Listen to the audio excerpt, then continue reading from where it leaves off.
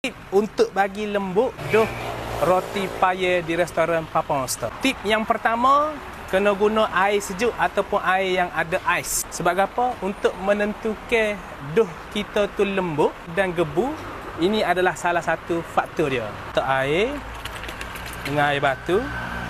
Okey. Tip yang kedua adalah guna butter. Dia tak boleh guna margarin. Margarin dia tak sama dengan butter. Okey, tip yang ketiga, masa kita uli tepung, nak bagi dia dough, awak jangan uli terlalu lama.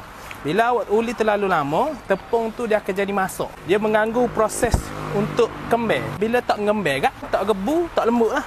Okey, tip yang keempat, kalau nak tahu dough awak tu jadi ke tak jadi, awak tengok deh. Tepung dia dah mula tak melekat dekat tangan. Dia tak lekat.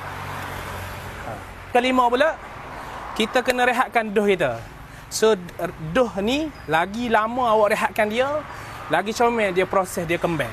Itu sahaja. Okey, paling tidak pun, biasanya di restoran Papa Monster, dia akan rehatkan dough dia selama 6 jam.